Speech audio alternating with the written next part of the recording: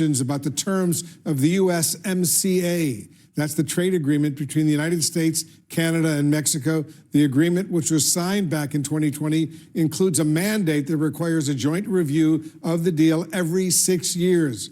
While President Trump has scheduled several meetings with Mexico to discuss the agreement, he's effectively cut off formal talks with Canada after the Ontario government released a television ad opposing U.S. tariffs. Here with us in the Situation Room is Ontario's Premier Doug Ford.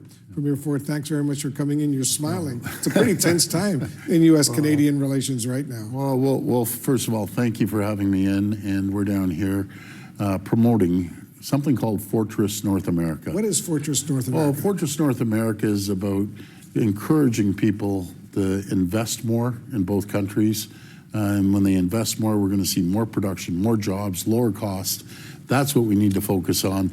We have two of the greatest countries in the entire world. And when we work together, there's nothing that can stop us. China can't stop us, and we need to keep moving forward. So would your Fortress America agreement replace the USMCA? No, it's just a little brochure right here.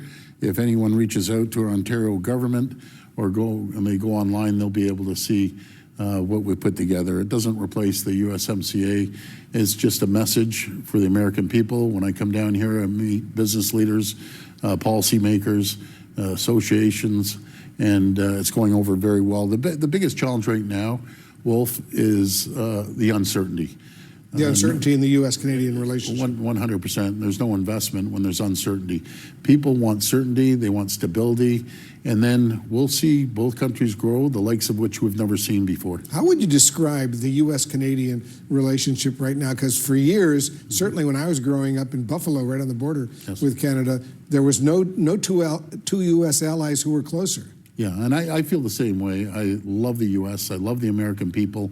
I know Canadians love the American people, and Americans love Canadians. We just have to get through this hurdle. We have to make sure that we sit down as quickly as possible, get this USMCA deal, and again, it's going to create more jobs, more investment, more production, lower cost of goods, because we've seen cost of goods going up lately. Because of the tariffs, you mean? Yes. Now, while you're here in Washington, are you going to be meeting with senior Trump administration officials?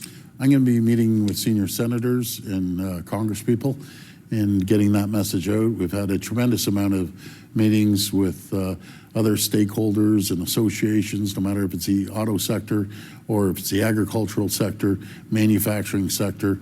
That's what we need to focus on. But nobody from the Trump administration? No, I'm going to leave that. That's strictly up to the federal government, our federal government, to deal with them. I'm boots on the ground. I'm dealing with the governors, dealing with senators and congresspeople and business leaders that get the message over the White House, how critical it is to make sure that we sign a deal to bring certainty to both countries, bring certainty to markets around the world.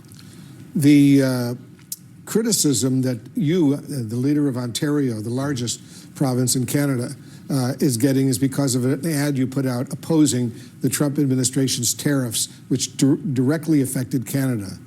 Any regrets about that? No, I don't think so. I think it's a message we're sending out to the American people that trade is great. It creates more jobs, more opportunities. And I just want to put that behind us. I want to move forward, get a deal as quickly as possible, because we're the U.S.'s #1 customer and vice versa. The U.S. is Canada's #1 customer. Still. And 9 million Americans wake up every morning to produce a product, a widget, or a service just for Ontario alone. And they rely on jobs on both sides of the border. So once we have certainty, there's going to be more jobs. Did you notice that just last week, President Trump once again posted on social media the notion of perhaps Canada becoming America's 51st state? Did you notice that? I did, but we're never going to be the 51st state. Canada's not for sale. We have two great sovereign nations. We're going to be the closest allies in the entire world, and we're going to move forward in a productive manner. But this clearly irritates people in Canada. Tourism from Canada to the United States, and I know this from my family and friends who are still in Western New York along the border with Canada, has really deteriorated. It has gone down, but it's never too late to rebuild and mend those relationships.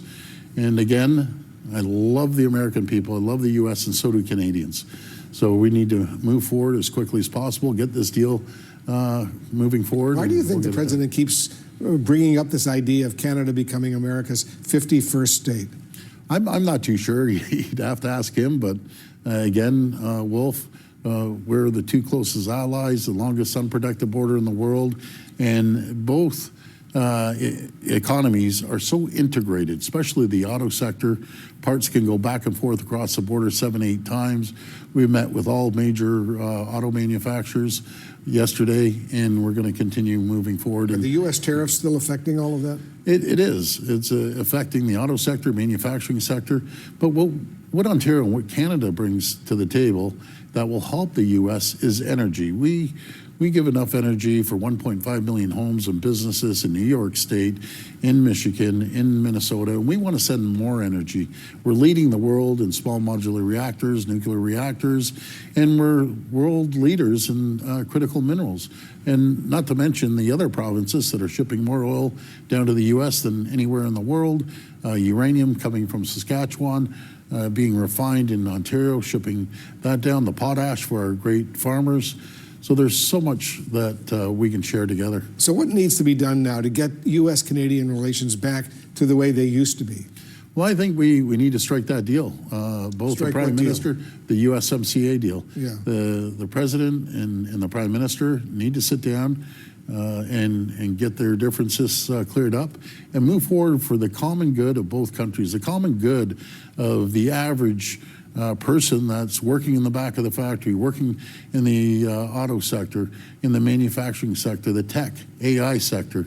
They need certainty. Have there been any talks at all, as far as you know, between the Canadian Prime Minister Mark Carney and President Trump? I can't answer that. You'd have to ask the Prime Minister that. You haven't heard about that? I haven't heard of it yet. No big headlines in the Canadian not yet. media? No. Nothing? No. Well, you guys got a lot going on, and as you well know, I love Canada. I know and you do. I'm wishing for the best. Well, thank you so much. Thanks very much for coming. I can't wait to have you up there. Oh, Canada, oh, Canada. Thank you. Bye-bye. God bless America, and we'll get this going. Let's hope. Thank you.